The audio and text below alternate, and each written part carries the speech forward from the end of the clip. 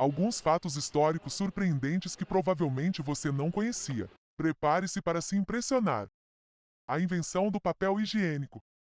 Remonta a séculos atrás e é uma história curiosa que se entrelaça com a evolução da higiene pessoal. Embora os registros exatos sobre sua origem sejam um tanto escassos, sabemos que o uso de materiais para limpeza após o uso do banheiro remonta a civilizações antigas. Na China, era comum o uso de folhas de papel para fins higiênicos já no século VI. A dinastia Tang, que durou de 618 a 907 d.C., é frequentemente creditada como a primeira a produzir papel higiênico. No entanto, o papel como conhecemos hoje só foi desenvolvido mais tarde, por volta do século XIV, durante a dinastia Ming. Era feito de bambu e descrito em documentos como papel higiênico. Na Europa, o conceito de papel higiênico demorou um pouco mais para se popularizar. Antes da sua invenção, as pessoas usavam uma variedade de materiais como folhas, musgo palha ou mesmo água. No século XIX, com a Revolução Industrial e a produção em massa, o papel higiênico começou a ser produzido em rolos. O primeiro papel higiênico comercial chegou ao mercado americano em 1857, criado por Joseph Gayet, que o vendia como papel higiênico medicado. O papel higiênico em rolo, como conhecemos hoje, só se tornou amplamente disponível no final do século XIX e início do século XX. A partir de então, seu uso se espalhou pelo mundo, e ele se tornou um item essencial em lares e banheiros. Hoje existem várias opções de papel higiênico, incluindo aqueles feitos de materiais recicláveis, folhas duplas com perfumes e até mesmo biodegradáveis. O papel higiênico não só revolucionou a higiene pessoal, mas também se tornou um símbolo da comodidade moderna. A Rainha Elizabeth I e a maquiagem. A Rainha Elizabeth I, que reinou de 1558 a 1603, é frequentemente lembrada não apenas por suas contribuições políticas e culturais, mas também por sua aparência marcante e o uso de maquiagem icônica. Durante o período elisabetano, a estética e a moda eram extremamente importantes, e Elizabeth I foi uma das figuras mais influentes nesse aspecto. Maquiagem e beleza na era de Elizabeth I. Pele branca e o uso de pó de arroz. A maquiagem da rainha Elizabeth I era caracterizada por um rosto extremamente pálido, que era considerado símbolo de status e aristocracia. Para alcançar esse tom de pele, Elizabeth usava um pó à base de óxido de chumbo, conhecido como ceruse, que apesar de criar um efeito desejado, era tóxico e prejudicial à saúde. Esse padrão de beleza refletia a ideia de que a pele clara era sinal de um ambiente de vida protegido e de alta classe social.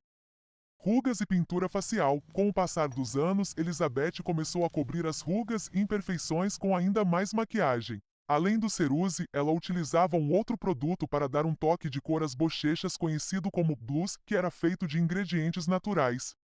Sobrancelhas e cabelos. A rainha também era conhecida por suas sobrancelhas finas e bem delineadas. Muitas vezes elas depilava até deixá-las quase invisíveis, para então desenhar uma nova forma. Seu cabelo era frequentemente tingido de vermelho e estilizado em penteados elaborados, muitas vezes usando perucas.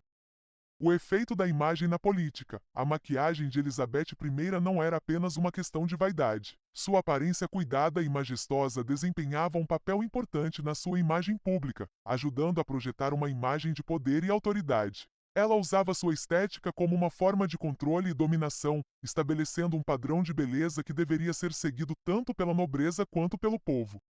Documentação e retratos. Os retratos de Elizabeth, como os feitos por artistas como Hans Holbein e Marcus Geeraerts, foram fundamentais para a construção de sua imagem e a disseminação de seu estilo. Esses retratos frequentemente enfatizavam sua maquiagem e roupas opulentas, contribuindo para sua fama como uma das monarcas mais famosas da história. A rainha Elizabeth I não só moldou a política de seu tempo, mas também influenciou os padrões de beleza e a cultura de sua era.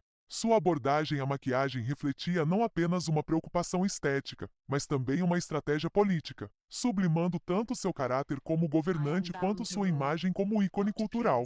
Na história, Elizabeth continua a ser uma representação fascinante do equilíbrio entre poder, beleza e identidade. O alfabeto do Egito Antigo.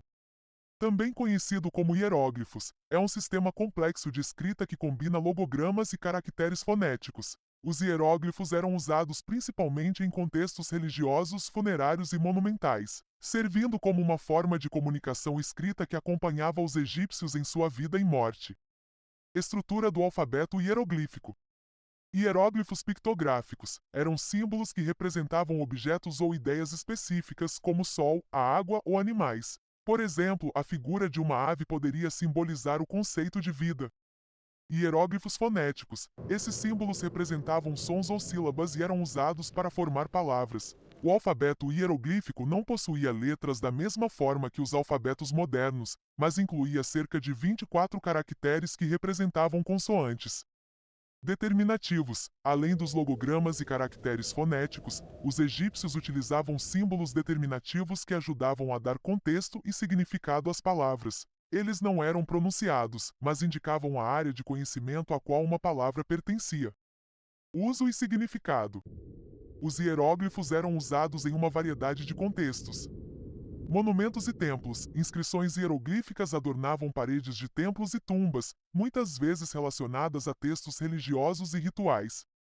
Documentos administrativos. Em algumas situações, os hieróglifos eram usados para registros administrativos e comerciais. Embora esse uso fosse mais comum em escrita hierática, uma forma cursiva desenvolvida a partir dos hieróglifos. Decifração.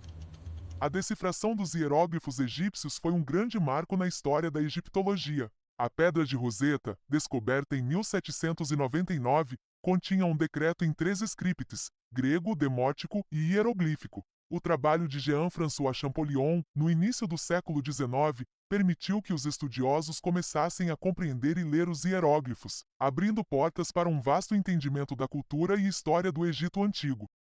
O alfabeto egípcio antigo é um testemunho duradouro da rica herança cultural do Egito. A complexidade e a beleza dos hieróglifos refletem não apenas a língua falada, mas também as crenças e a vida cotidiana de uma civilização fascinante. Através do estudo desses símbolos, aprendemos muito sobre a história, religião e sociedade dos antigos egípcios. Napoleão e a sua altura. Napoleão Bonaparte, um dos líderes militares e políticos mais célebres da história, é frequentemente lembrado por suas conquistas, reformas e o impacto que teve na Europa. Uma das questões intrigantes em torno dele é, curiosamente, a sua altura. Existem muitas lendas e mitos acerca da altura de Napoleão. Ele é frequentemente retratado como um homem baixo, mas, na verdade, suas medidas podem ter sido mal interpretadas. Napoleão tinha cerca de 1,69 metros, 5 pés e 6 polegadas, o que era uma altura média para um homem francês do século XIX. A confusão sobre sua altura pode ter surgido de uma combinação do sistema métrico francês, que usava diferentes unidades de medida, e da propaganda de seus inimigos, que o retratavam como pequeno para menosprezar sua figura. Além disso, Napoleão costumava estar cercado por soldados que eram significativamente mais altos do que ele, o que também alimentou a percepção de sua baixa estatura. A expressão complexo de Napoleão, referindo-se a pessoas de baixa estatura que se sentem compelidas a compensar sua altura com comportamentos agressivos ou ambiciosos, também surgiu em parte por causa dessa ideia errônea. Em resumo, embora Napoleão não fosse uma pessoa alta, sua estatura não era tão desproporcional ao que se esperava para sua época. Sua importância histórica e suas realizações, no entanto, certamente deixaram uma impressão muito maior do que qualquer preconceito relacionado à sua altura. A história da pizza remonta a vários séculos e é um reflexo de diversas influências culturais. Origem antiga. Antiguidade. Elementos semelhantes à pizza já eram consumidos na Grécia Antiga, onde os habitantes faziam uma espécie de pão achatado coberto com ingredientes variados. Os egípcios também preparavam uma massa semelhante, enquanto os romanos tinham o pachim, um tipo de pão que servia como base para diferentes coberturas. A pizza moderna. Século XVIII. A pizza como conhecemos hoje começou a tomar forma em Nápoles, Itália. Os cozinheiros locais começaram a adicionar molho de tomate a uma massa de pão, o que resultou em uma combinação deliciosa. O tomate, que era originalmente considerado venenoso na Europa, tornou-se um ingrediente popular na culinária napolitana. Margherita. Em 1889, a pizza Margherita foi criada em homenagem à rainha Margherita da Itália. O pesaiolo Rafael Espósito preparou uma pizza com os ingredientes das cores da bandeira italiana: tomate vermelho, mussarela branco e manjericão verde. Difusão internacional. Século XIX e XX. A imigração italiana para os Estados Unidos no final do século XIX e início do século XX levou a pizza para fora da Itália. As primeiras pizzarias nos Estados Unidos abriram em cidades como Nova York e Chicago, onde diferentes estilos de pizza começaram a emergir. Estilos americanos. O estilo de pizza mais conhecido nos Estados Unidos é a pizza de Nova York, caracterizada por uma crosta fina e crocante. Em contraponto, a pizza de Chicago apresenta uma massa mais grossa e é conhecida como pizza deep dish. Popularidade global. A pizza se tornou um fenômeno global, adaptando-se a diferentes culturas e paladares. Hoje ela é encontrada em inúmeras variações ao redor do mundo, desde a pizza havaiana com abacaxi até a pizza japonesa, que pode incluir ingredientes como frutos do mar ou maionese. Conclusão. Então, o que acharam dessas curiosidades da história? Incrível como o passado pode ser tão surpreendente, não acham? Se você gostou do vídeo, não esquece de deixar seu like, se inscrever no canal e ativar o sininho para não perder as próximas curiosidades que temos por vir. Ah, e lembre-se, mantém-se sempre curiosos. Até a próxima!